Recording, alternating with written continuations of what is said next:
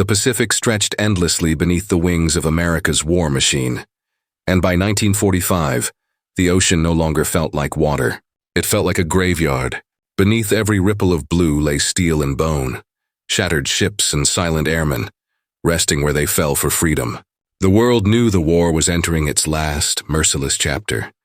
Yet for the young pilots stationed on Okinawa, the end was not a comfort. It was a threat. Often the war becomes deadliest when it knows it is dying. Lieutenant James Walker, United States Army Air Forces, age 22, had already forgotten what peace felt like. He came from the Appalachian edges of Virginia, from a farmhouse that smelled of pine and morning dew, from a porch where his mother once hummed gentle hymns while brushing dust from his Sunday suit. Before the war, he thought flying was romance, leather jackets, silver wings, and the sweet innocence of a sky that belonged only to birds. By 1945, he knew better. The sky belonged to the dead as much as to the living. Pilots in the Pacific did not merely fight for victory. They fought against time, fatigue, and the constant whisper of mortality. Every mission lifted them closer to the heavens and just as near to their final descent into the sea. James carried this knowledge the way all men of his squadron did, not with fear, but with quiet acceptance. Fear wastes seconds. Seconds kill pilots. His unit flew P-51 Mustangs, America's proud steel stallions, sleek, fast, hungry machines, engines roaring like angry gods when the throttle opened wide. Pilots loved them not because they were invincible, but because they gave men a chance to feel immortal, even if only for a moment.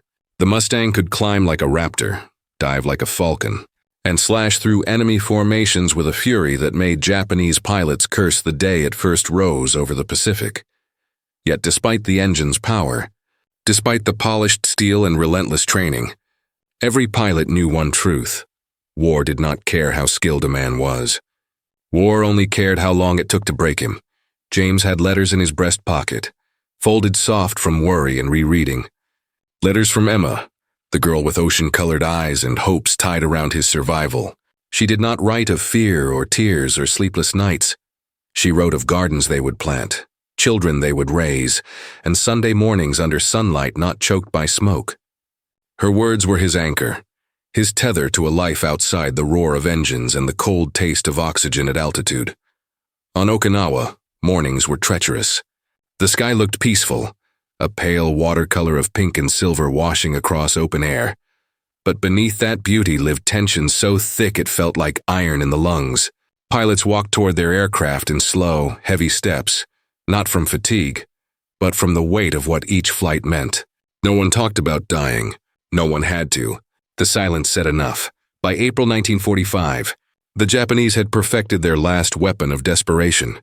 Kamikaze pilots, men willing, trained, to die in flames if it meant dragging American ships into hell with them. To the U.S. aviators escorting naval fleets and bombers, these attacks were not merely missions. They were emotional storms. It is one thing to fight a man who wants to live. It is another to face a man who kills with the certainty of his own death. And so, the final air war became a test of nerves, a contest between those who wished to return home and those who had already accepted they never would. On his first morning mission during the Okinawa campaign, James stood beside his Mustang, gloved fingers resting on the cool metal of the wing. His breath fogged slightly in the early air. Mechanics moved with quiet urgency. The smell of oil and gasoline hung thick, mixing with the distant salt of the ocean. A ground crewman tightened the last bolts, touched the fuselage like a priest blessing a coffin, and stepped away without a word. For a moment, James closed his eyes and imagined his home. He pictured the worn wood of the barn, the way Emma laughed softly when she tried to hide her dimples. He imagined the wind blowing through open fields, not the wind that whipped against a cockpit at 350 miles per hour, but the gentle kind that carried the hum of crickets and the warmth of summer earth. For one heartbeat, peace returned. Then someone yelled, "Start 'em up!" And peace disappeared under the violent rumble of engines waking to war. The airfield vibrated. Propellers spun like blades poised to cut through the sky. Pilots strapped into leather seats pulled goggles over tired eyes and swallowed the sharp bite of adrenaline. They did not salute each other. They did not pray aloud. They simply nodded, brief final acknowledgments between men who had learned never to promise tomorrow. As the Mustang lifted into the soft glow of dawn, James felt the familiar compression in his chest. Not fear and awareness. The cockpit wrapped around him like a steel cradle, instruments flickering, the oxygen mask cold against his jaw. His hands rested steady on the controls. Below him, the world shrank into a quiet painting. Above him, the sun touched the nose of his plane and reminded him that even in war, skylight could be beautiful. Then the radios crackled, and beauty vanished again. American bombers formed silver lines in the distance, flying slow and heavy like floating fortresses, sacks of explosives dragging them across the horizon. They were precious. They were always hunted, and somewhere beyond that horizon, invisible but approaching, were the enemy, pilots of Imperial Japan, fueled by duty, desperation, and the belief that death was not loss, but sacrifice. The first specks appeared against the clouds, small at first, like dust on a painting, then spreading like dark seeds blown by wind. James breathed once, long and steady as his training took hold. The sky tightened around him. He did not hear engines anymore, only pulse and oxygen hiss. War, he learned, was quiet in the seconds before combat, and then it was not. As the sun climbed higher, the hunters met. The sky tore open, fire streaked through blue. Men became predators and prey in the same heartbeat. And James Walker, son of Virginia, keeper of Emma's letters, felt the sky shift from open paradise into a killing ground where steel sang and mortality whispered behind every turn. This was not glory. It was not adventure. It was duty, desperation, and devotion to the men beside him. The war was nearing its end. But for the pilots above the ocean, the end meant nothing if they did not survive to see it. The battle for the Pacific was far from finished. For James, it had only begun. War has a way of aging men faster than time. In the Pacific, a boy could climb into a cockpit at dawn and return a different man by sunset, if he returned at all. For Lieutenant James Walker, each sunrise brought a question. Would this be the day the sky chose to keep him? After his first mission above Okinawa, he sat alone on a crate beside his aircraft, staring at the chipped paint of the Mustang's wing. It bore new scars, tiny pockmarks from shrapnel, streaks where heated metal brushed through whirling debris. Mechanics moved around him, voices low, tools clanking like church bells in a funeral procession. Pilots walked past with shoulders heavy from fatigue, some still trembling from the cold that entered the soul after seeing death. James had survived, but survival did not always feel like victory. Sometimes it felt like a burden, a reminder that another man did not make it home so he could. That night, the officer's tent carried a silence no celebration could break. The men had seen a wingman fall into the sea, swallowed in a fiery plunge that stained the waves with smoke. That pilot had laughed at breakfast. He would never laugh again. War taught lessons brutally. The first lesson, no one deserved to survive more than the next man. Fate chose, not skill, and fate rarely explained itself. James wrote in his journal that evening, though the pencil felt heavy in his fingers. His handwriting trembled as he formed his thoughts. Fear doesn't come during the fight. Fear waits for the quiet after. No pilot admitted he was afraid, not to others. Yet every night the air base carried whispers, not from mouths but from heavy breaths in darkness. The sound of men dreaming of home and waking to war. The rustle of letters being unfolded, touched like relics from a world that felt unreal. Emma's words sat close to his heart again that night. When skies feel darkest, remember that dawn belongs to the brave. James read the line again and again. Dawn belonged to the brave. But in war, dawn did not feel like hope. It felt like a test. Morning came with the shrill cry of engines warming and boots striking the dirt. Pilots lined up for briefings, uniforms wrinkled, eyes bloodshot from restless sleep. The briefing tent smelled of sweat, oil, and salt air. The officers spoke with sharp certainty, maps spread, markers tracing arcs in red. Enemy movements had increased. Japanese kamikaze squadrons were launching in waves, desperate to crush American resolve. They come like ghosts, one intelligence officer muttered under his breath. Silent until they scream, pilots nodded. They knew the sound, a shriek of engines carrying a man ready to die. The commanders spoke with clipped authority. Escort duties, patrol grids, altitude formations. Engage before they reach the fleet. Protect the bombers. Priorities carved in steel. James listened, memorizing the sky before even seeing it. Pilots learned to know their battles before they arrived. They flew not only with wings but with instinct, the slow-burning sense that death always loomed just outside the corner of the eye. The squadron walked out together, boots crunching on gravel, shoulders squared. Some clenched their jaw tight enough to ache. Others smiled, forced thin, hollow. A pilot's courage did not live in his chest. It lived in his steps toward the aircraft when every step felt heavier than the last. James ran his hand over the Mustang's nose. The metal was cool at dawn, but soon it would burn under the sun. Soon the machine would be alive again, a mechanical heart beating at 1,500 horsepower. Mechanics checked fuel lines, wiped oil, locked ammunition belts into place. These men, too, carried their war in silence. Every bolt they tightened was a prayer disguised as work. Climbing into the cockpit was ritual. Straps tightened. O2 valve turned. Goggles lowered. The world shrunk from earth to steel and glass. Outside, men moved. Inside, only breath and heartbeat. The engine roared to life, a sound that shook the ground and rattled ribs. Some pilots tapped their dashboard gently, like greeting an old companion. Machines had no souls, yet airmen treated them like brothers all the same. Wheels lifted from the runway. The earth fell away. Sky swallowed them. At altitude, silence was deceptive. Clouds drifted like cotton pulled thin across a pale horizon. The Pacific glimmered below like polished steel. But every pilot knew what hid behind that beauty. Chaos waiting for ignition. James scanned the sky, eyes trained, gaze sharp. His radio crackled with brief check-ins, clipped voices, each word heavy with responsibility. They flew in formation, wings slicing through thin air, sunlight glinting off polished canopies. Then came the call. A faint speck rose in the distance, then another and another. Like birds lifting from a far cliff, only these birds came with fire in their belly and death in their intent. The Japanese fighters appeared slowly at first, then swiftly multiplied, black silhouettes against a growing blaze of morning. James exhaled once. Calm, focus, instinct over fear, engines throttled. The formation tightened. The sky prepared to break. As the two forces converged, time stretched thin. A breath held across heaven and sea. For a brief, impossible moment, the world stood still, as if waiting to see who deserved the sky more. Then, without ceremony, without mercy, war returned in full roar.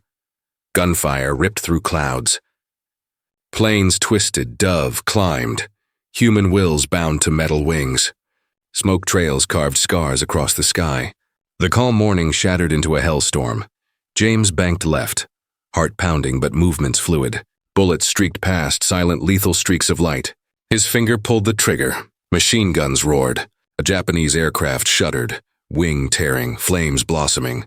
It spiraled downward, devoured by the ocean's cold finality. Victory lasted only seconds before another threat lunged, a kamikaze diving straight toward the bombers. James inhaled sharply, dove into pursuit. Gravity pulled hard, sky tilting, engine screaming in protest as he chased the falling enemy. Down, down, down, sea rushing up. Wings slicing air, the world narrowing to crosshairs and heartbeat. He fired. The kamikaze burst apart mid-dive, fragments scattering like burning petals over the ocean. One pilot saved hundreds of sailors, yet there was no celebration. Only the heavy breath of living to kill another day. Another American fighter streaked past, smoke trailing, pilot struggling to maintain control. James saw the pilot's face through shattered canopy, young, terrified, fighting gravity like a man clinging to life's final thread. The Mustang dipped, wavered, then vanished behind smoke. James waited for the parachute. None came. Pain twisted somewhere deep inside him. A quiet ache masked by duty. Every loss hollowed the spirit, carving space where grief quietly lived. But the battle was not finished. There was no time to mourn. War demanded focus, always without pause. When the sky finally calmed, the ocean lay below like a grave covered by glass. Smoke drifted across the horizon. The surviving Mustangs regrouped, fewer in number, slower in movement. Their protective screens were gone, only tired aircraft limping home. James exhaled, a single breath, heavy enough to carry the weight of the fallen. Landing felt like waking from a nightmare still in motion. As the wheels touched ground, dust rising in soft clouds, James felt his muscles release tension he did not know he held. Back on Earth, his legs trembled slightly. Not from weakness, but from survival. Pilots removed helmets, wiped sweat from trembling brows. Some stared at their hands as if seeing them for the first time. Others walked straight to their bunks, eyes empty, boots dragging. War did not always break men with explosions. Sometimes it broke them with silence after the storm. James sat again beside his plane. Mechanics approached, then hesitated. They saw the look in his eyes, a mixture of exhaustion, sorrow, and a quiet fire refusing to die. Someone placed a canteen beside him. Someone else clapped his shoulder, no words. The brotherhood of survival spoke in gestures more than speech. That evening, pilots gathered not for celebration, but because solitude was heavier than company. They drank weak coffee, smoked cigarettes down to trembling fingertips, and stared into the open night sky. Stars glimmered overhead, cold, indifferent witnesses to human suffering. James thought of Emma again. He imagined her reading newspapers, tracing war maps, perhaps kneeling to pray. Did she sense the moments when danger brushed him? Did she feel the pulse of fate from across an ocean? He whispered into the night, not expecting the wind to answer. "I'm trying to come home." Above him, the stars remained unchanged, but somewhere beyond even their silent gaze, a world waited, a life beyond war. And in that thought, fragile yet fierce, courage learned to breathe again. Tomorrow the sky would call once more, and James Walker would rise, not for glory, but for duty, and the fragile hope that someday he would fly home not to war, but to peace. War changes a man long before it kills him. By the spring of 1945, Lieutenant James Walker understood this truth in ways he could never have imagined as a young boy staring at the sky from the hills of Virginia. The sky had once been a dream, a place where freedom soared on easy wind, where adventure glimmered beyond clouds, where a restless heart found direction.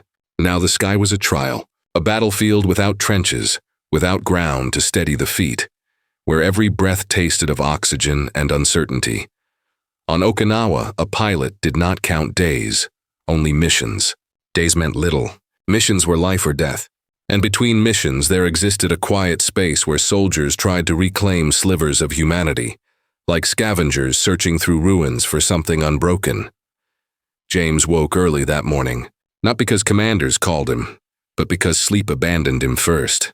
He sat on his bunk, boots unlaced, listening to the distant hum of generators and the whisper of ocean wind brushing against canvas tents. Soft gray dawn crept under the seams of the fabric, painting everything in muted gloom. Morning in war did not begin with birdsong. It began with engines warming and hearts bracing. Across the room, another pilot sat cleaning his goggles, movements slow and deliberate. He did not speak. He did not need to. In the hush between missions, words often felt like luxuries, wasted on emotions too heavy to lift. James reached for Emma's photo, a small, worn print he kept tucked in the same pocket as her letters. She stood in the orchard behind her family's farmhouse, sunlight touching her hair like gold leaf, eyes bright with hope untouched by war. He traced the edge of the picture with his thumb, the corners frayed from handling. There were moments when James feared the world he dreamed of returning to might no longer exist by the time he reached it. That peace, like innocence, could slip away permanently. Yet Emma's smile refused that thought. In her eyes lived the promise that life still waited beyond the violence, a reminder that the soul could survive even when the world seemed determined to erase it. He tucked the photograph into his uniform and stood.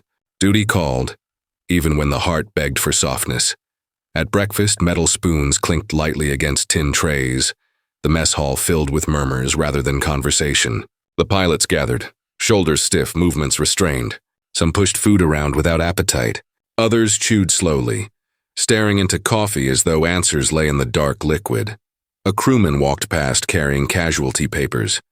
The room stiffened briefly at the sight. Every man had learned to read silence, and silence meant someone was not coming back. No names were spoken, but the air thickened. Grief settling like dust no wind could lift. War took men suddenly, but it lingered in the hearts of the living. An officer entered with a clipboard under his arm, fatigue etched into the deep creases around his eyes. His voice, when he spoke, was steady, not unfeeling but practiced, as though emotion might crack his discipline wide open. Briefing in 20. No one questioned. Chairs scraped. Boots rose. Men marched toward another day inside a machine larger than themselves. On the airfield, wind carried the scent of burning fuel and salt water. Mechanics worked quickly, hands greased, brows furrowed, performing rituals of preservation on machines built to risk destruction. Each plane bore fresh bullet patches and hastily riveted repairs. Survival was a collaboration. Pilot and mechanic, courage and craftsmanship. James climbed into the cockpit, breath steady, fingers gliding across switches and gauges like a musician touching notes. The canopy lowered with a metallic click, sealing him inside a world of steel and sky. The engine roared, propellers spinning into a blur. Dust rose like smoke as the Mustang rolled forward. Takeoff felt like rebirth every time. The violent pull of the earth releasing him, wheels leaving ground, the sudden suspension between gravity and freedom. The world below shrank again, boats in harbors becoming miniature models, men on runways turning into tiny shadows. Yet the weight never lifted. Duty rose with him, formation set. Altitude climbed. Clouds thinned, revealing sunlit Pacific stretching infinitely below. Peace lasted only minutes. The radio crackled, strained voices, clipped urgency. Enemy activity spotted. Aircraft rising from southern coordinates. Another kamikaze group. Their blistering final strategy relentless as tides crashing on rocks. James's eyes narrowed, scanning the sky. Distant glints appeared, small specks growing larger, then multiplying like dark stars spreading across pale canvas. The stillness before impact returned. That eerie hush where breath felt too loud, where time seemed suspended in fragile anticipation. Then, tension fractured, engines screamed. Planes dove, wings flashed, tracers lit the sky. The air filled with thunderous chaos. James rolled left, diving toward an incoming fighter. The sunlight flared off enemy metal. The pilot's face glimpsed for a fraction of time through a canopy. Young, determined, willing to burn. Their paths collided in the language of war, bullets and steel. The Mustang shuddered as James fired. Shells tore through the enemy fuselage, flames bursting, debris scattering like sparks thrown from a dying star. But another plane emerged behind. Engines howling, closing fast. Instinct hurled James into a climb, sharp, punishing G-forces pressing him into his seat. Blood rushed from his head. Vision dimmed at the edges like a curtain drawn, but training held. Breath controlled. Eyes sharp even as the world strained to blur. He rolled, dove, countered. Machine and man merged in desperation and discipline. Bullets tore past, hot streaks of metal slicing inches from his wing. Survival became reflex, prayer unspoken, promise remembered. For a moment too brief to breathe, he saw another American plane trailing smoke, tail shredded. The pilot stabilized briefly, then a sudden burst and the aircraft disintegrated mid-air. A parachute never opened. James felt a hard, raw pull inside, a silent, tearing grief swallowed by momentum. Death in war was quick. Grief in war was delayed. When the final enemy broke away and the sky quieted, James's cockpit was hot with exertion, oxygen mask damp against his skin, gloves slick from sweat. His pulse hammered. His breath came ragged through hoses and valves. The sky looked peaceful again, deceivingly pure. He checked his instruments. Ammunition low, fuel reduced, but the airplane still lived and so did he. On return approach, he saw damage across returning planes, chipped wings, smoke trails, bullet scars, yet formation held. Broken heroes still flying. Touchdown came rough.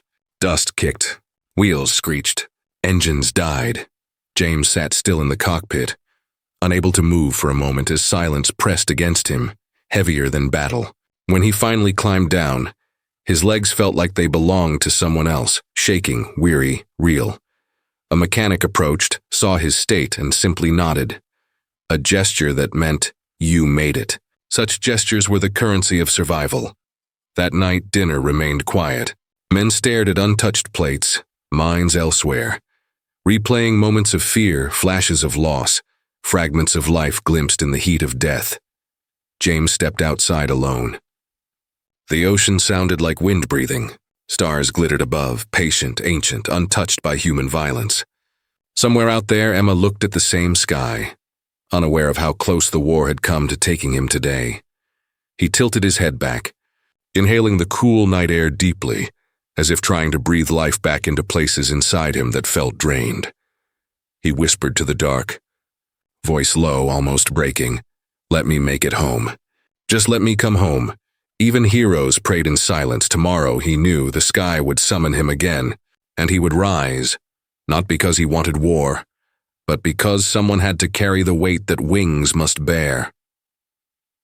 Night in Okinawa did not bring peace, only a darker shade of uncertainty. Lanterns flickered inside canvas tents, casting long shadows across weary faces.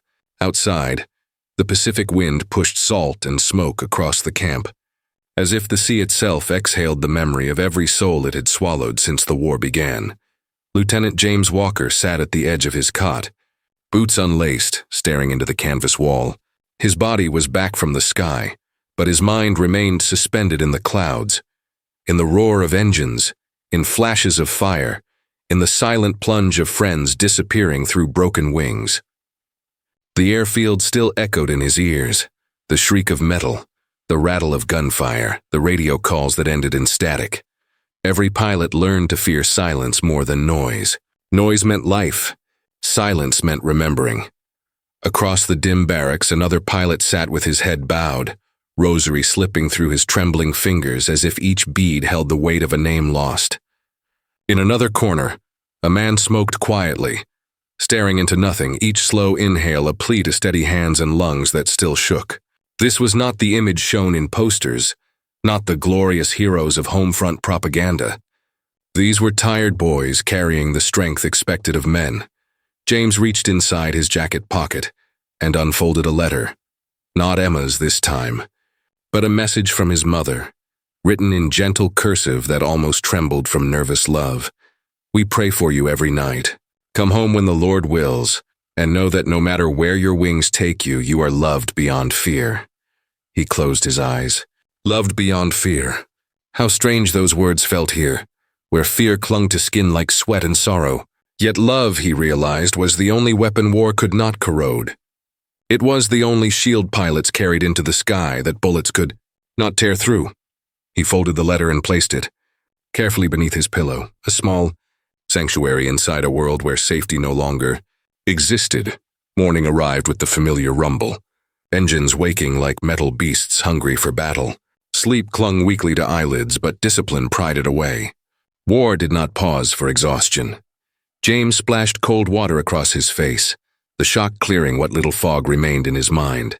He tied his laces, straightened his collar, and stepped outside into a dawn painted in muted gold and ash. The air smelled like oil and ocean, the scent of duty.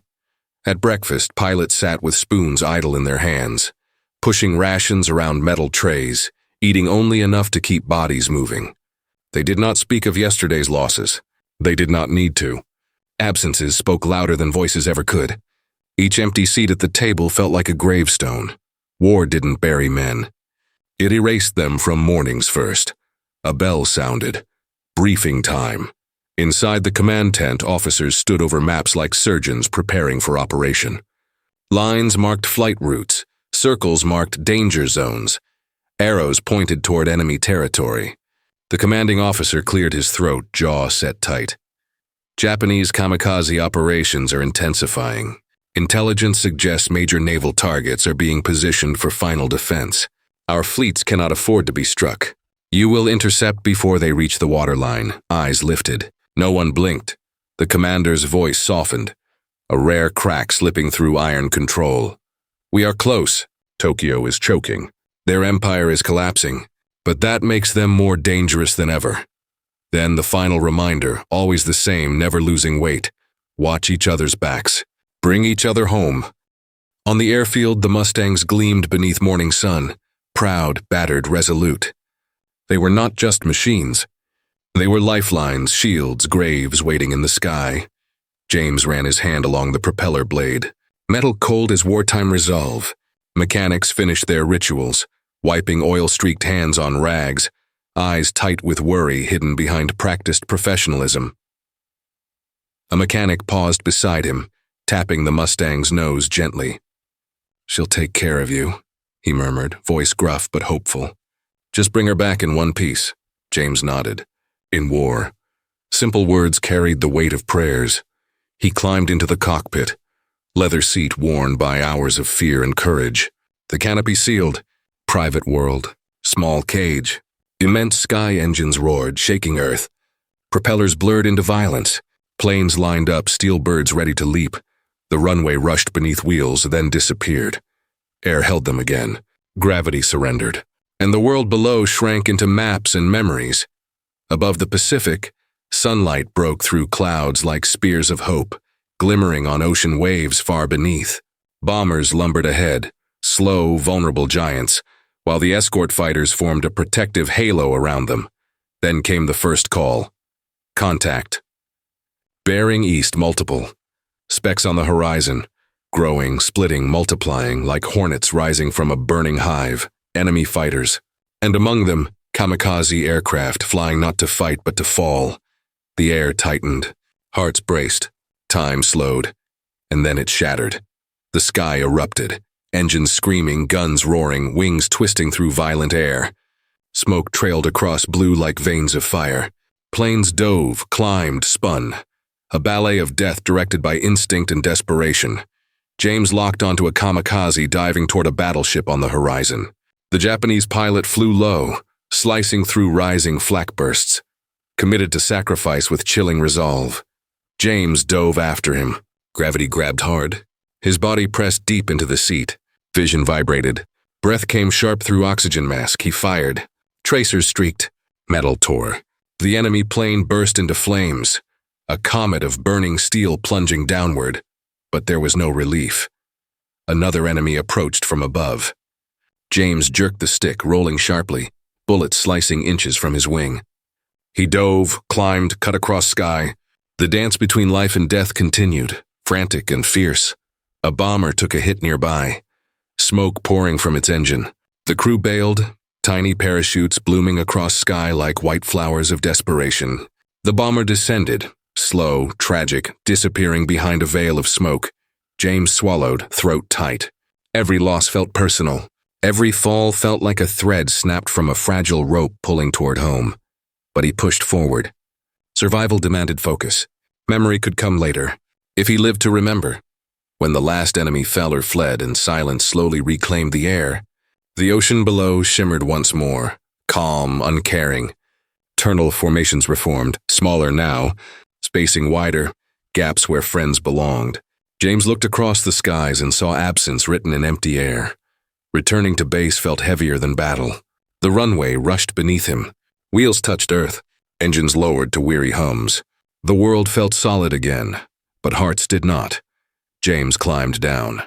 His legs shook. He exhaled slowly, as if releasing the ghosts carried in his lungs. Pilots returned to barracks in quiet procession, like soldiers walking from a funeral without a coffin. The dead lost beneath ocean waves rather than earth. That night, James sat outside alone, staring into moonlit water. The sea glowed faintly, as if illuminated by the souls resting within it. He whispered to the waves, "Forgive us for living." It was not survivor's guilt. It was survivor's grief. War did not ask permission before taking pieces of men. It simply took and took until peace returned, leaving those who remained to rebuild from fragments. Tonight, he allowed himself one moment of vulnerability. A single tear. Quiet, falling not in weakness but in memory. Tomorrow, the sky would call again. And when it did, Lieutenant James Walker would rise once more to fight not for glory, nor vengeance, but for the world waiting beyond war's reach, and the promise that someday, the ocean would no longer need to remember new names. Dawn returned to Okinawa not as a blessing, but as a reminder. A reminder that the world still demanded courage from the same men who had spent the night trying to remember the sound of peace. For Lieutenant James Walker, sleep came in fragments, pieces of dreams stitched between flashes of memory.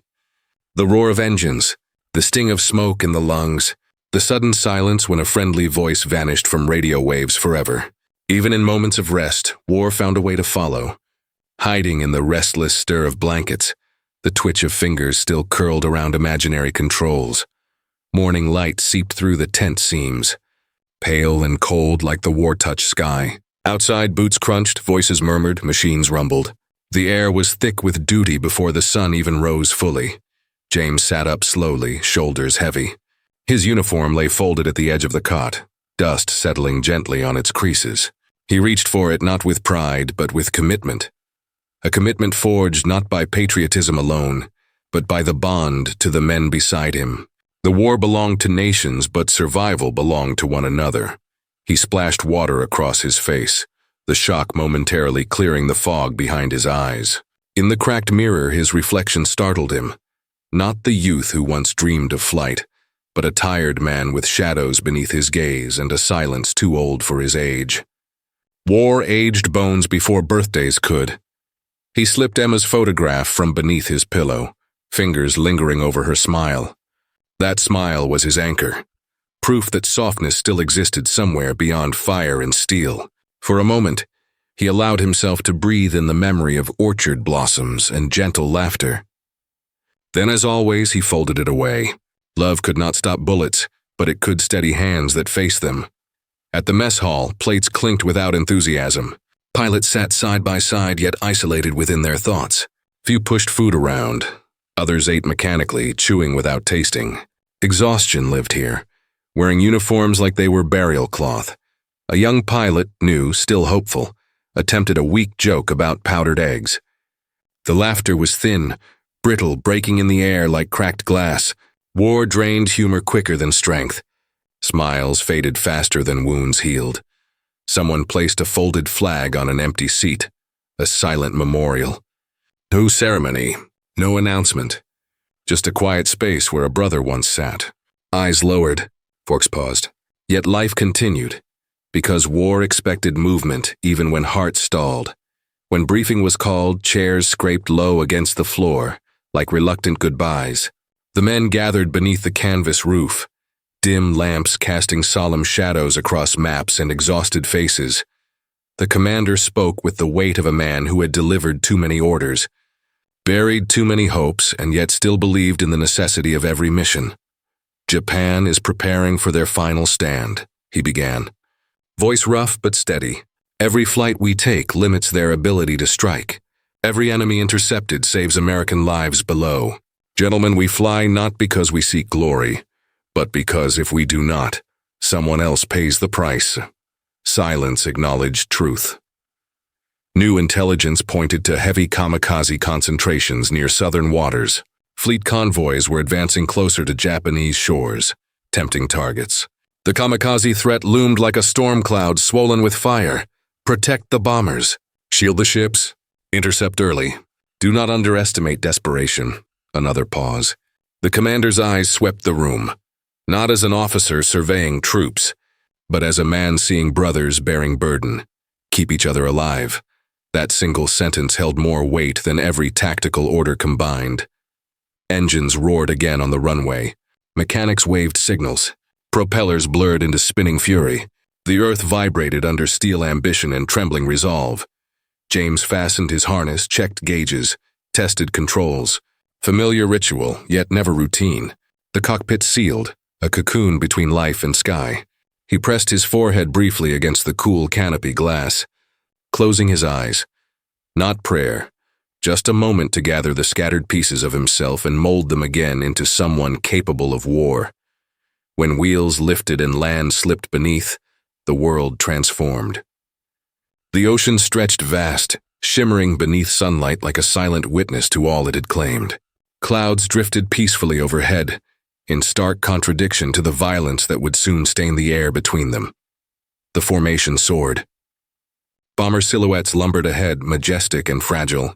Their engines hummed like heavy drums echoing across open water. They were slow-moving giants, and every pilot escorting them knew, one mistake, one breach. One missed threat meant flames, screams, and metal sinking into waves. James scanned the horizon. Habit, instinct, fear disguised as vigilance. Then, a faint flash in the distance. Another. Then many. Specks rose. Like black seeds scattered by wind. Like insects swarming toward a single source of light. Enemy aircraft. The radio crackled with terse voices. Multiple bogies. Tighten up. Prepare to intercept, James inhaled. The calm before impact stretched thin. A fragile pause charged with dread and adrenaline. Then chaos ripped open the sky. They came fast, too fast. Kamikazes dove in spear formations, engines shrieking with suicidal intent. Japanese fighters flanked them, creating a shield of fire to ensure their deadly brethren reached the American ships ahead. The sky ignited, bullets shredding air, engines screaming. Tracers streaking like shooting stars turned to weapons. James banked sharply. Diving toward a kamikaze locked on a bomber. He fired, metal tore, flame erupted. The enemy spiraled toward the ocean, trailing smoke like morning cloth. No time to breathe. Another swooped behind him, guns blazing. He rolled, dove, jerked the stick left, heart slamming against ribs. Breath rasped through oxygen lines. His world shrank to crosshair and heartbeat. A Mustang beside him burst into flame. A pilot's scream cut across the radio. Choked, short, final. The plane plunged into the sea. James swallowed grief with air. Focus, aim, fire, enemy down. Another inbound. The air shook. Bombers released payloads. Explosions blossomed far below.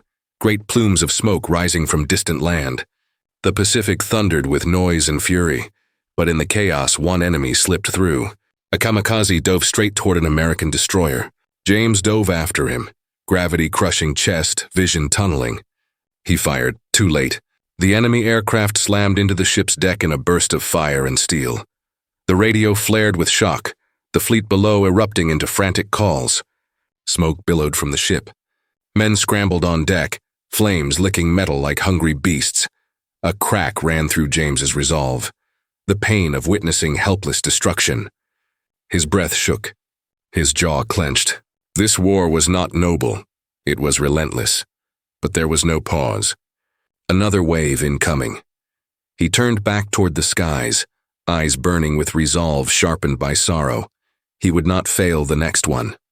Hours later, though it felt like days, the final enemy fled or fell. Silence returned, heavy as iron. Planes limped home with scarred wings and battered spirits. On the airfield, landing gear touched dust. Engines quieted into exhausted hum. James climbed down, legs unsteady, sweat cold against skin.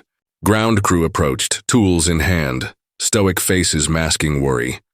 One mechanic handed him a can of water. James drank deeply, eyes glazed with the faraway look of a man who had seen death close enough to taste its breath. That night, he stood alone near the shoreline.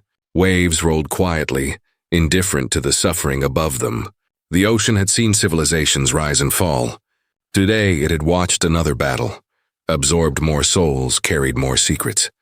James listened to the steady rhythm of tide and wind. The world continued, uncaring, eternal. For a moment that truth felt cruel. Then, strangely, comforting. If the sea could survive everything, maybe men could too. He closed his eyes. Heard Emma's laugh in memory. Felt the warmth of home on a horizon he could not yet touch. He whispered into the wind, "I'm still here." The words were simple, but they were victory. Tomorrow the sky would summon him again, and he would rise. Not because he did not fear death, but because hope still lived louder than fear. In war, that was enough. Sometimes that was everything. By late June 1945, the Pacific War had reached a cruel rhythm. A heartbeat of violence that never slowed, even when skies appeared clear and oceans calm. Peace was a mirage out here, shimmering briefly before evaporating into the roar of engines and the scream of diving aircraft. Every man on the island felt it, that tightening, like the world was holding its breath for something terrible yet inevitable. No one said it aloud, but the truth sat heavy across camp. Japan was cornered, and a cornered enemy strikes hardest. Lieutenant James Walker woke before sunrise again. not from orders, but from the weight inside his chest, that slow-burning anxiety that came whenever silence lasted too long. In war, quiet was not rest. Quiet was warning. He rolled from his cot, rubbing tired eyes. He had slept, but not peacefully. Dreams blurred into memory, memory into dread. He saw ocean waves swallowing planes, Emma's face fading behind smoke, white parachutes blossoming like ghosts and then disappearing. His heart had been chasing something in sleep, and found only the war waiting again at dawn. Outside, the sky held the pale softness of early morning, but the ground trembled faintly. Not from engines, not yet, but from the restless pulse of a battlefield preparing to awaken. James washed, dressed, and stepped into the steady morning wind blowing from the sea. Salt clung to every breath.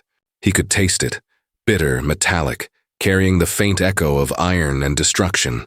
A few yards away, another pilot leaned against a fuel barrel, cigarette trembling slightly between his fingers. His eyes were red not from smoke alone.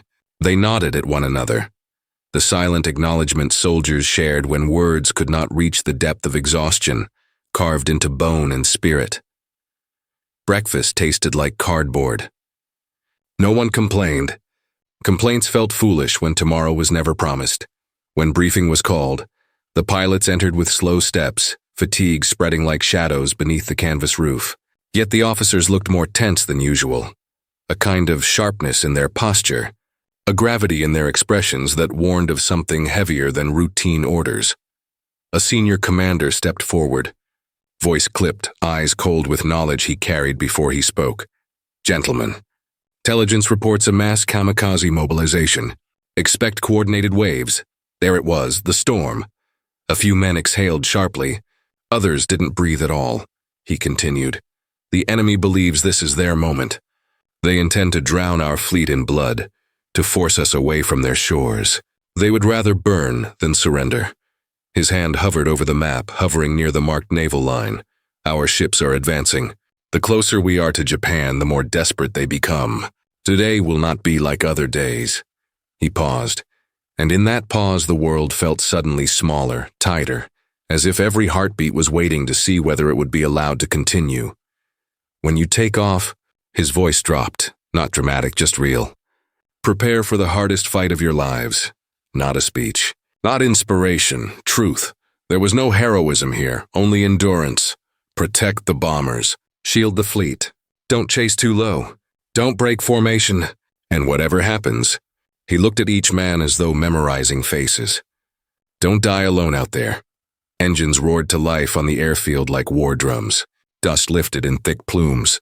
Mechanics patted wings, tightened bolts, checked ammunition belts with frantic precision. Every gesture a silent prayer disguised as work. James climbed into his cockpit and paused, hand resting on the cold metal frame. The plane felt alive already, engine humming like a beast ready to run into fire. He breathed once, long and steady. He closed his eyes and saw Emma's face again, peaceful, untouched by war. He held on to that vision like a lifeline for her. He whispered, "For home." Then the canopy sealed shut, wheels rolled. Dust rose, the ground fell away. The world became sky. At altitude, the Pacific stretched calm and endless, an ocean too vast to understand, swallowing silence in blue. The bombers hummed ahead, steady, slow, vulnerable giants. The Mustangs circled them like hawks guarding a herd. James scanned the horizon, muscles tight, heartbeat steady in his chest like a distant drum. Minutes passed. Clouds drifted. Sunlight shimmered over waves, then a flicker. Far east, small, dark, multiplying. Someone muttered through radio static, voice hollow. "There they come." And then they came like a storm unleashed from hell. Japanese fighters and kamikazes dove out of the clouds, hundreds of them, engines screaming with fatal conviction.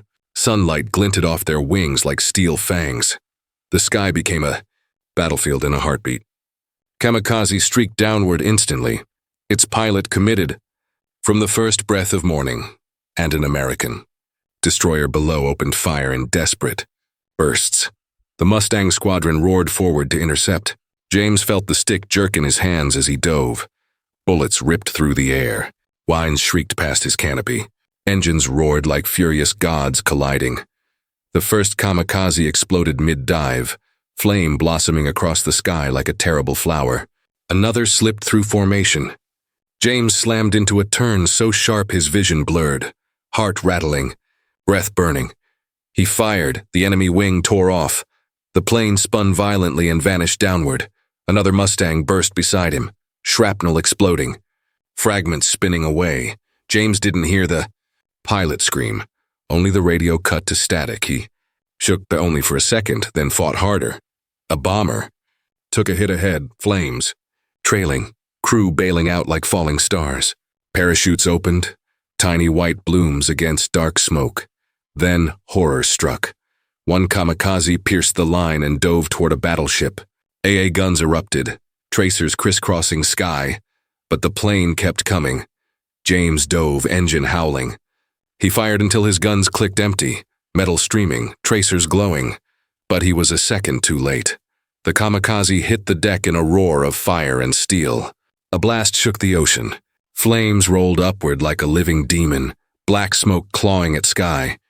James's breath caught. He looked down, sailors running, water spraying, fire raging. His chest tightened, and not from fear, but from the terrible knowledge that no amount of courage could save everyone.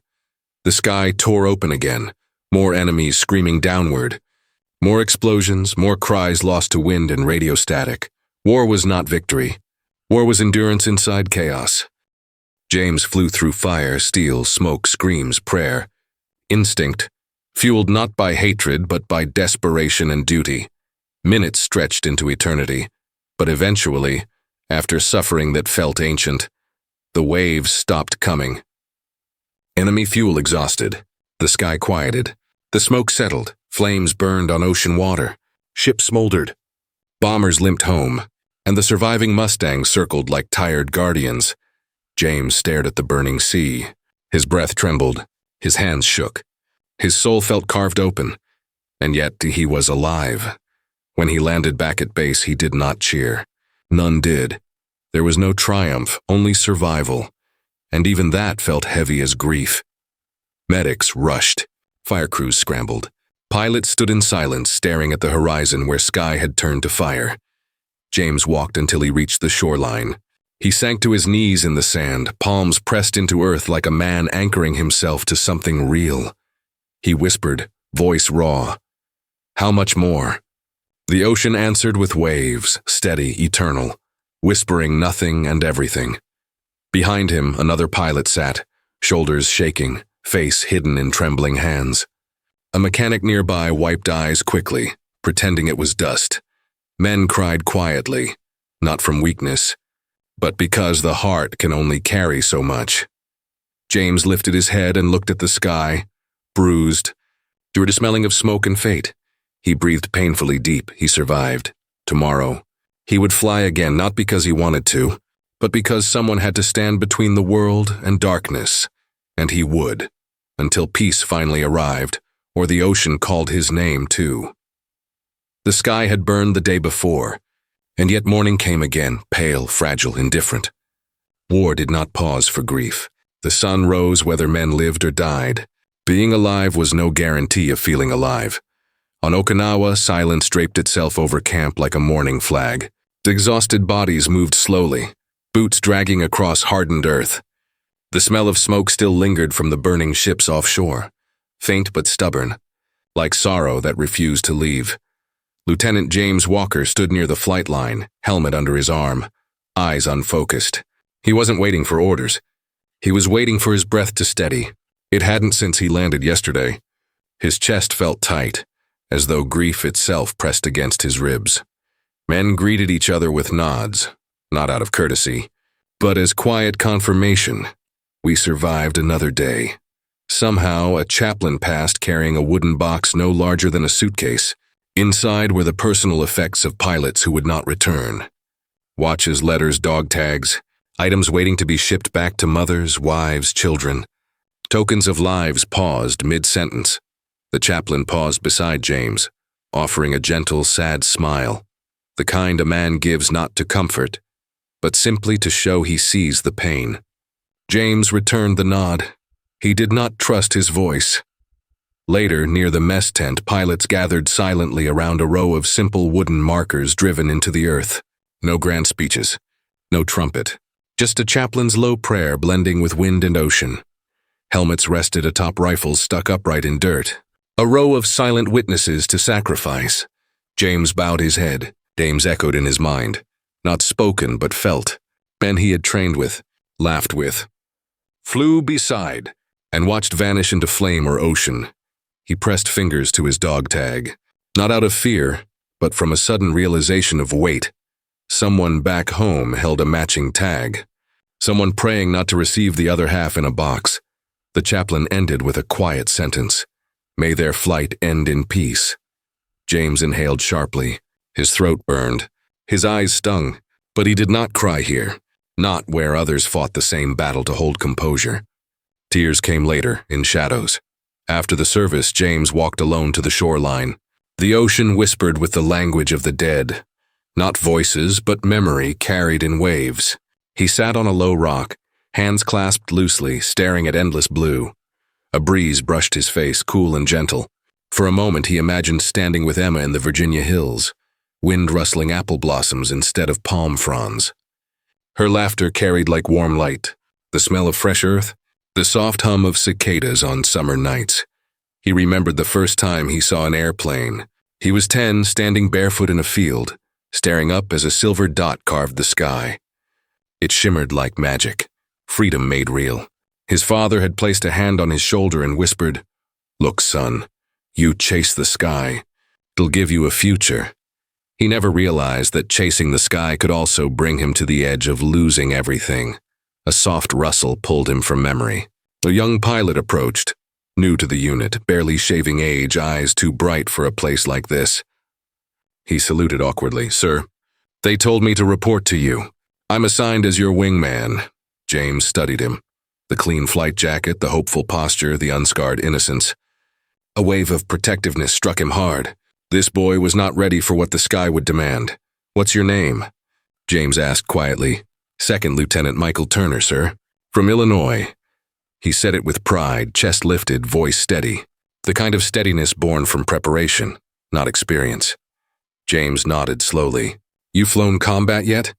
"Not yet, sir. But I'm ready." James felt something inside twist. A knot of fear, not for himself, but for the boy. Ready meant nothing. War ate readiness like fire devoured wood. Still, he placed a hand on Michael's shoulder. Firm, steady, not harsh, but truthful. "Stay close. Listen to my calls. Don't chase. Don't break formation unless I tell you. And remember, you're no use to anyone if you don't come home." Michael swallowed and nodded hard. "Yes, sir." The boy meant it. He believed courage alone could shield him. James once believed the same, before the sky showed him otherwise. That afternoon, James sat at his bunk and opened a new letter, the paper soft, word edges smudged by Emma's hand. He read slowly, breathing in her voice through ink. "My dearest James, the orchard is blooming again. Your favorite apple tree flowered early this year. White petals are everywhere, floating like little pieces of snow in warm sunlight. I sit under it sometimes and imagine you sitting beside me. I hold your jacket and pretend you just stepped away for a moment. I know you cannot be here yet, but my heart refuses to believe distance is stronger than love." He paused, chest tightening. "When I look at the sky, I pray it is gentle to you. I pray it lifts you home, not away. I know you carry burdens I cannot see, and I wish I could hold some of them for you. Please come back to me, James. The future feels empty without you in it." He pressed the paper to his forehead, eyes closed. The longing was almost painful, a physical ache beneath the ribs. Love had weight, and in war, it weighed heavier than fear. He folded the letter carefully, slid it into his pocket over his heart, and sat very still. Breathing was harder suddenly. The world felt too loud. His hands trembled slightly, not from fear, from the exhaustion of carrying too much too long. He steadied himself. He had to. The sky did not wait for men to be ready. The war did not pause for broken hearts. At sunset, the new pilot, Michael, approached again, hesitating before speaking. "Sir, how do you do it? Fly again after—" He stopped, eyes darting toward the graves outside camp. James looked at the horizon. Sun bled into sea, gold fading to red. He answered softly, voice rough. You don't fly because you're fearless. You fly because someone else needs you to. Michael nodded slowly, absorbing the truth, and if fear comes, the young pilot whispered. James exhaled long, eyes still on the dying sun. Then you fly with fear riding beside you. Just don't let it touch the controls. Silence stretched between them. Not awkward, but sacred. A passing of understanding between two men at different ends of innocence. A distant horn sounded from the docks, low, mournful, like grief echoing over water. James turned toward camp. Get rest, he said quietly. The sky will need you tomorrow. Michael saluted gently and walked away. James remained still, staring at the horizon until the last thread of sunlight sank beneath the Pacific. His voice was only a whisper, meant for the ocean, the sky, and whatever god listened to men at war. Let me bring him home too, because in truth he feared losing the young pilot more than losing himself. Loss had taught him that the heart always broke hardest when hope was still young. Night fell deep and heavy. Stars flickered like fragile promises above. James lay in his cot, hands clasped, eyes open in the dark. The tent rustled softly in the wind. The bass hummed low like a world holding breath before dawn. Sleep did not come easy. But determination did. Tomorrow he would rise again. Not untouched, not fearless, but resolute, because men like him did not fly to die. They flew to keep others alive long enough to see peace again. And somewhere across ocean and memory, Emma waited beneath blooming apple trees, believing in him more fiercely than he believed in himself. That was enough for now. That had to be enough. Morning came harsh and colorless, as if the sun struggled through the weight of smoke still hanging in the Pacific air. The wind that cut across the airfield carried a faint metallic smell. Burned steel, burned fuel, burned lives. Even nature remembered the war here. Lieutenant James Walker stood in line with the other pilots, helmet tucked under his arm, jaw clenched in fatigue and quiet resolve. Sleep had come in fragments again, interrupted by flickers of fire and radio screams echoing through memory. He looked older than his 22 years today, not in face but in eyes. Combat carved years into the gaze long before it touched the skin. Beside him stood Second Lieutenant Michael Turner, his new wingman. His uniform was crisp, his chin clean-shaven, but his fingers betrayed him, tapping nervously against the strap of his helmet. Fear lived there, restless, searching for cracks. James spoke quietly without turning his head. Remember what I told you yesterday. Michael swallowed hard. Stay close, don't chase, don't break, and come home. Good, James said. Hold on to that. The briefing officer entered, exhaustion etched into every line of his face. A map was pinned to canvas behind him. Lines marking air patrol zones, naval positions, enemy approach routes. A red circle sat ominously to the northeast. Intelligence estimate of heavy kamikaze assembly. Gentlemen, the officer began. Voice low, dry, and grave. Our fleet reported overnight wreckage and casualties from yesterday's strike. Expect follow-up attacks. Japan is bleeding, but cornered animals bite hardest. No one moved. No one blinked. You are the shield today. Bombers will fly, you will defend. If kamikazes break through, ships will burn. There is no margin. His eyes drifted across the room and settled on the youngest pilots like Michael. There was sadness there. Recognition of innocence standing before inevitable loss. May luck fly with you.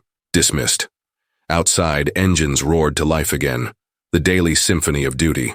Mechanics worked with frantic affection, checking belts, wiping lenses, running hands across fuselages like priests blessing metal altars.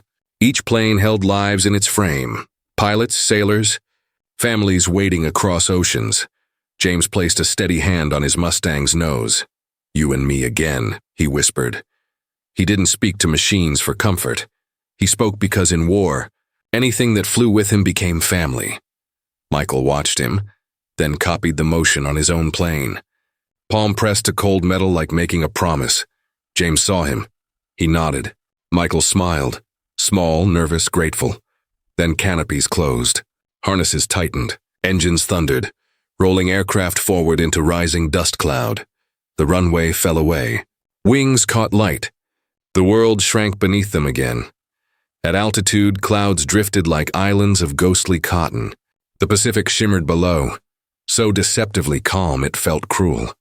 Fleets moved slow across the water, steel giants slicing blue surface, unaware or pretending to be unaware of death stalking from above. Bombers appeared ahead, lumbering like floating fortresses, heavy with purpose and vulnerability. The Mustangs flanked them in disciplined formation, silent guardians. James radioed softly. "Check position. Stay tight." Michael's voice came back tense but steady. "Roger." Minutes passed like held breath. Then, there it was. A flash, a glint, a spreading swarm on the horizon. Enemy aircraft rising, dozens. Then more behind them, like hornets lifting from a broken hive. Michael's voice cracked slightly. "Jesus." James answered calmly. "Eyes forward, breathe." Then the radio erupted, contacts inbound. "Stand by to engage." Silence, heartbeat, wind. Then, lightning struck the sky. The first wave dove fast, suicide wings slicing through clouds with terrifying resolve. The sky exploded, gunfire, smoke spinning contrails, aircraft twisting in impossible ways. James rolled immediately, eyes sharp, instincts electric. A kamikaze streaked toward the bombers. He intercepted, guns roaring, bullets ripping through fuselage. The enemy burst in flame, debris spiraling downward. "Break left!" James called. Michael followed, rough, late, but close enough. A Japanese Zero swooped at him. James cut across, firing in a clean burst, shredding the plane before it closed. "Stay glued to me," he barked. "Yes, sir." A bomber behind them took a hit, one engine coughing fire. The crew bailed, parachutes opening like white flowers above chaos. Then disaster struck. A kamikaze broke through mid-formation. No bullets pierced him in time, and he rammed straight into a destroyer below. The ship's deck erupted in fire and exploding shrapnel. A tower collapsed. Smoke rose like a pillar into sky, black and blooming. Michael gasped audibly. "My God." James forced his voice to stay level. Eyes on sky. "We mourn later." Another wave came. More screams. More bursts. A Mustang spun on fire, pilot ejecting too low, chute never opening. James saw it, flinched, then locked focus again. Grief later. "Fly now." Michael's breathing became audible through radio. Fast, shaky. "Slow your breath, Turner," James said. "You lose your breath, you lose your mind." Michael steadied, barely, but stayed on James's wing, more firing, more diving. Then James heard a sound that froze his blood, a choked gasp from radio. He looked. A Zero dropped toward Michael from above. James yanked his stick, engine howling, metal straining. He fired, not precision but violent instinct. The Zero burst into flame before it reached Michael. Michael's voice cracked. Thank you, I." "No thanking in combat," James cut him off. "You're not home yet." Finally, after what felt like a lifetime inside a single hour, the attack slowed. The surviving enemy planes broke away or crashed. Smoke hung like bruises across the sky. The ocean below was scarred with flame and drifting wreckage. A carrier burned. A destroyer listed, wounded but afloat. Sailors worked in frantic specks on deck, fighting fires, pulling brothers from waves. The bombers turned home, limping, missing one from formation. Parachutes dotted the sea. James released a breath he didn't realize he held. His hands trembled slightly on the controls. His shoulders felt like stone. Michael's voice came through radio, tiny, shaken. "Sir, I thought I was—" "You lived," James said softly. "That's enough for today." Back at base, when wheels touched ground, the pressure in James's chest finally cracked. He stayed in the cockpit a moment longer than usual. Head bowed, hands gripping metal as if needing something solid to keep from falling apart. Michael climbed from his plane like a man stepping off a cliff. His legs shook visibly. He ripped off his helmet, bent forward, and vomited onto the ground. Mechanics looked away, not in disgust, but respect. Every pilot did that once. The first real battle, the first taste of mortality, broke the body before it broke the mind. James walked to him, placed a hand on the boy's back. "Steady." "That is fear leaving the body," he murmured. "Don't shame it. It means you still value life." Michael wiped his mouth, voice cracking. I didn't think war would feel like this. James's eyes softened. Tired, knowing. No one does. Not really. The young pilot met his gaze.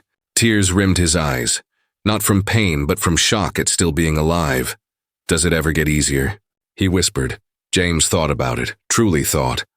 About all he'd seen. About friends gone. About Emma. About skies stained with fire, and he answered honestly, No, you just learn to carry it. Michael nodded slowly, as if accepting a truth too heavy for youth but necessary for survival. James steadied him once more. You did good today. You stayed alive. Do that again tomorrow. That evening, James sat alone by the pier. Waves lapped against hulls softly like morning sighs.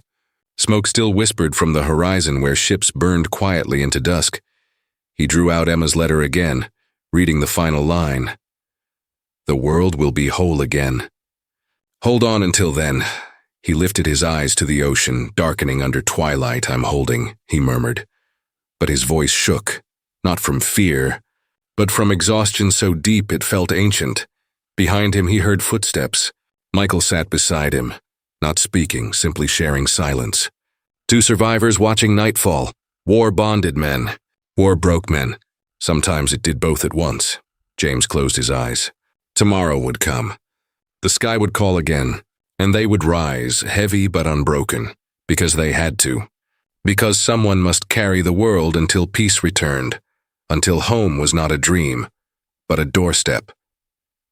There are mornings in war that feel different, not gentler, not kinder but uncertain, as though the world is deciding whether to breathe or to break again. Part of the soul senses it first. Before intelligence officers or commanders ever speak, a hush that slides across camp like wind through tall grass. That morning on Okinawa was one of them.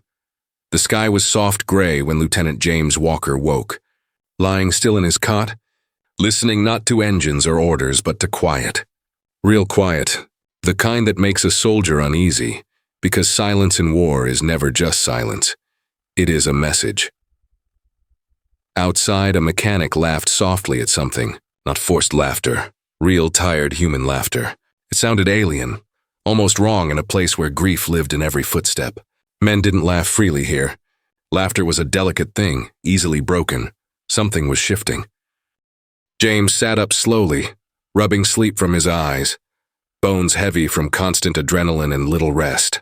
When he stepped outside, early light stretched across the airfield, painting long shadows behind grounded Mustangs. Fuel trucks hummed. Pilots moved slow, not with dread but confusion, uncertain whether to brace or breathe. Then he heard whispers. Rumor says Tokyo might be calling for surrender. Radio intercepts. Some officers say, maybe soon? No way. They'll fight to the last child, you know they will. The war had fed false hope before. Men learn not to trust rumors. Not until the last gun fell silent. Not until letters stopped arriving with black edges. Not until someone official stood with truth in his voice and peace in his hands. But still, hope. Once sparked, refused to die gently. James didn't smile. He simply inhaled long and slow. Something in the air, faint as a ghost, felt like the beginning of a world where boys could grow old again. He needed to believe that world existed. Inside the mess hall, men ate quietly, not out of fear but reflection. This silence felt different. Not the weight of sorrow, but the hesitation of something fragile trying to rise. Michael Turner, the young pilot who flew his first hell yesterday, approached with his tray. He looked less pale today, though his eyes still carried sleepless shadows. "Good morning, sir," he said, voice steadier than before. James nodded. "You holding up?" Michael attempted a small smile. "Trying to," he sat. After a moment he added quietly, "Is it true? What they're saying?" James stared at his tin cup, breath measured. "We've heard rumors before. Don't build life on them yet." Michael nodded, absorbing the wisdom like a young tree bending under first storms. "I dreamed of going back to school last night," he admitted suddenly. "Sitting in a classroom, not hearing anything explode." James looked at him, really looked. Beneath that sentence lay something tender. A life paused, still waiting. "You will," James said softly. It was not certainty, but intention. Michael breathed easier after that. Words of hope carried power here, not because they were truth, but because they reminded men why they kept living. After breakfast, James returned to his tent and found a new envelope on his cot, familiar handwriting curling across its face like gentle touch. Emma.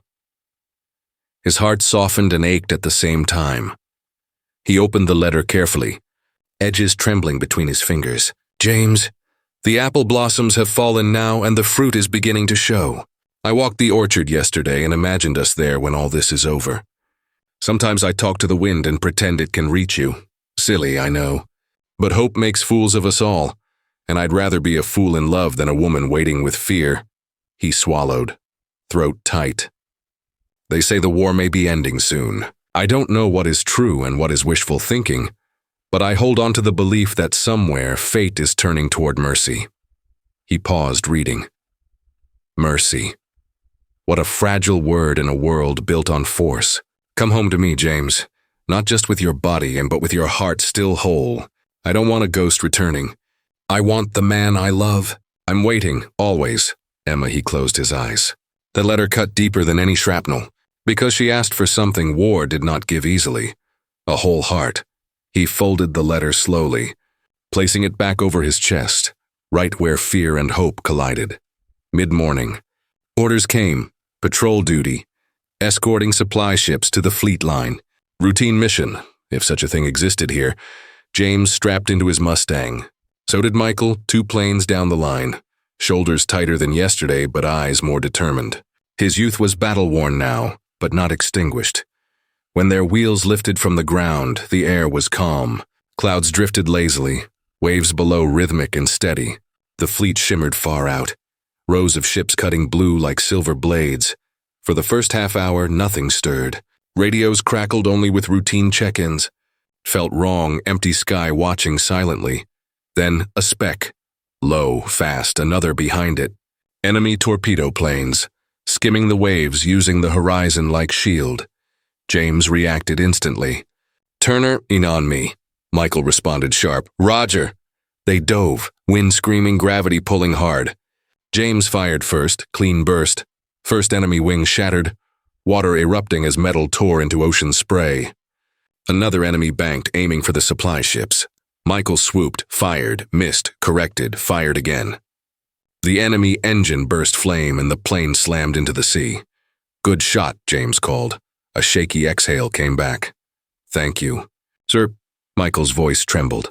Not fear, but adrenaline and relief. His first kill, a moment bittersweet. A rite of survival, not celebration. Then it happened and too fast for breath. A hidden Zero dropped from cloud cover behind Michael, guns flashing. James yelled, "Break right!" But Michael hesitated half a heartbeat, too human, too new. And that heartbeat nearly killed him. Bullets shattered his tail section. His plane spun. Smoke trailed, James's chest seized. No, not the boy. Not like this. He dove viciously, locking sights on the attacker. Rage sharpened instinct. He fired. Long, merciless burst. Zero erupted in flame. Turner, eject! Michael struggled. Smoke pouring into cockpit. Voice panicked over radio. I can't. Controls locking. James flew closer, dangerously close, praying. Begging under breath, come on, kid, fight, fight. Finally, his canopy burst open. A parachute deployed, thin, white, fragile against immense sky. Michael drifted, alive, shaken, saved. James exhaled, shoulders sagging, breath breaking in relief. Supply ships were safe. The sky cleared, mission done. He circled Michael's chute like a guardian angel until rescue boats arrived. Only when the boy was safely pulled aboard did James finally turn home. He felt no triumph, only exhaustion and the quiet crack of emotion inside his ribs. Back at base, after debrief, James sat on a wooden crate near the hangar, sun-dipped, painting gold over worn metal and tired men. Michael limped over, bandaged, shaken, eyes glassy but alive. He didn't speak. He simply stood in front of James, breathing unevenly. Then, suddenly, he sank to the ground, shoulders shaking. Not sobbing, just shaking. James put a hand on the back of his neck. firm, grounding.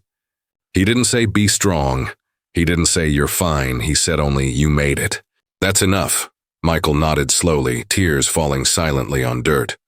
Later in the dim quiet of twilight, someone brought a guitar to the mess yard. It strummed out soft chords, war-worn fingers coaxing peace from strings. Men gathered, some with coffee, some smoking. A few even laughing when a pilot tried to sing and cracked his voice badly enough to break tension. Life doesn't pause war, but sometimes war pauses life for a breath, and in that breath, men remembered they were human. James sat under the wing of his Mustang, looking at the stars, not for promises, not for answers, just to remind himself that the universe was bigger than this battlefield. He touched Emma's letter again, whispering, "I'm trying to come back whole." The wind carried the words away gently, like prayer smoke rising. Tomorrow he would fly again, because the war was not finished, because duty remained, because hope, fragile, flickering, had begun to whisper louder than fear, and because every day he survived brought him one dawn closer to a world where boys didn't die in the sky, and love didn't wait in uncertainty, and the ocean no longer carried new names. War does not end the moment the world grows tired of killing. It ends when the sky finally runs out of screams. By late July 1945, the Pacific air felt different, thick with heat, thick with tension, thick with a strange, uneasy expectancy, like nature itself sensed history holding its breath. Command tents buzzed with coded reports, intelligence murmurs, and guarded optimism. Japan was on the brink. Cities burned. Fuel ran thin. Pilots rose now not with certainty of death, but with the impossible thought. Maybe. Soon. Yet hope in war is a fragile thing, too bright to hold without fear of shattering. Lieutenant James Walker felt both forces inside him, hope, trembling and thin, and exhaustion, heavy as the Pacific. He woke with a jolt that morning, chest tight, heart racing before his eyes even opened. Nightmares still gripped him. Smoke, screams, falling aircraft, names swallowed by ocean. He sat on his bunk, hands trembling, pulse running like he was still mid-dogfight. He pressed palms to his face. "I'm still here," he whispered to himself. But every day here felt harder to survive than combat itself. Outside, morning light stretched across the base, bleaching canvas tents pale gold. The ocean wind blew softly, deceptively peaceful. Men moved slowly through camp, not sluggish but solemn, as if afraid to disturb the thin thread holding sanity together. James stepped out, boots scraping dirt, breathing shallow but steadying himself one thought at a time. Walk, eat, fly, survive. These were not orders. They were habits carved into bone. Near the mess tent, Michael Turner sat on a crate, helmet beside him. His bandages were gone, but tiredness clung to him like smoke. His eyes lifted when James approached. Not youthful now, but tempered, changed. The boy was still there somewhere beneath the fear, but war had wrapped him in new steel. "Morning, sir," Michael said quietly. "You slept?" Michael shook his head, offering a weak ghost smile. "You?" James didn't answer. They both knew the truth. For a moment, they sat in silence, listening to breakfast clatter and far-off engines testing. Finally, Michael asked, voice soft, "You think it's true? That this might all end soon?" James looked toward the sea, endless, glimmering, heavy with memory. "I think the world is bleeding too hard to keep going much longer. It was not a promise, but it was enough." Briefing came quick. Command voices were clipped but different today, stern yet hopeful. Enemy air activity reduced. Fuel shortages. Fragmented command. But then the tone shifted. However, final strikes may be desperate. Expect scattered kamikaze and fighters. We cannot afford casualties this close to victory. No cheers. No relief, just nods. Tired, automatic. James checked his map. Final defense perimeters. Supply ships moving closer to forward staging. A mission not glorious, not dramatic, but vital. Protect. Escort. Endure. As the pilots walked out, the commander stopped James. His voice lowered. "Walker, if it gets bad, you bring Turner home. We're too close to lose him now." James held his gaze, jaw setting. "I will." The officer nodded once, an exchange of trust between warriors who had seen too many good men vanish. On the runway, sunlight bounced off Mustangs like fire on steel.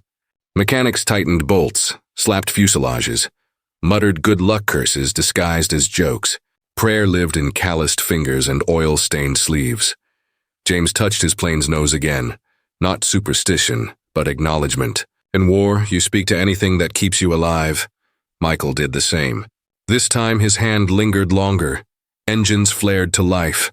Thunder shaking dust into rising ghosts. Wheels left Earth. The world shrank again. The sky opened. They flew over calm ocean. Waves shimmering like polished steel. The bombers ahead moved steady, like exhausted giants making their final march. A single escort day. Perhaps their last radio chatter light and routine. No tension spikes. No alarms, then faint blips appeared on radar. Small, scattered, erratic. James tightened his grip. Contacts. Hold formation. Michael's voice came back steady. On your wing, the enemy came not as a coordinated wave, but as fractured desperation. Planes limped out from scattered island strips, a handful at a time fueled by dying resolve and fumes. But desperation kills just as surely as strategy. A single zero dove suddenly, reckless and fast. James broke and fired. The enemy exploded in midair, but another appeared low, skimming waves like a blade. Turner, in down! Michael dove late. Bullets grazed his wing, but he stayed steady. James swung wide, cut across the attacker's path and fired. Quick, precise, fatal. Another enemy rose, engine coughing but will fierce. He dove toward a transport ship. James lunged into pursuit, oxygen mask tight, breath short, pulse burning in his temples. But then, a sharp noise ripped his headset. Static. A scream. Metal tearing. A Mustang, one of theirs, spiraled past him, wings severed. Pilot ejected too low. James flinched, heart-stabbing pain, then forced forward again. Focus. Fight. Survive. He caught the kamikaze a second before it reached the ship, bullets shredding fuselage. The plane exploded into sea spray and fire. Silence followed. Thick, ringing, heavy. Only engine hum. Only breathing. The battle fizzled. Not because it ended triumphantly, but because there were simply no more enemy planes left to rise. The sky didn't celebrate victory. It stood shell-shocked. James exhaled. Long, slow, trembling. Michael whispered through radio, Is it over? James answered softly, for today. He didn't say what he felt deep inside, that this fight wasn't a battle anymore. It was a world taking its final breaths before collapse or rebirth. Landing at base felt different this time. Not relief, not joy. A kind of stunned quiet, like men stepping off a battlefield into a dream. James climbed down. His legs shook once, just once, then steadied. Michael approached him slowly, no words, just a long breath, the kind that tries to shake off death's shadow. Then suddenly, without warning, James's body folded forward, not collapsing, but breaking inward.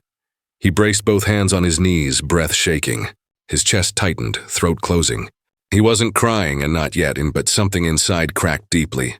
Michael froze, eyes wide. Sir? James lifted a hand. Just give me a moment. The young pilot hesitated, then quietly stepped aside, guarding his commander's space with silent loyalty. James closed his eyes. Fire. Water. Falling wings. Emma's voice. His mother's prayers. The ocean whispering the names of boys it kept. He let the breath out slowly. The world steadied. When he finally straightened, Michael looked at him with a strange mix of fear and admiration. Not fear of weakness, but fear of how much a man must carry to stand tall in war. You okay? Michael asked quietly. James nodded once. Yes, and you? Michael swallowed. Still here. James placed a steady hand on his shoulder. That's the only measure that matters. For a moment, they simply stood there. 2 pilots, 2 survivors, 2 beating hearts refusing to surrender.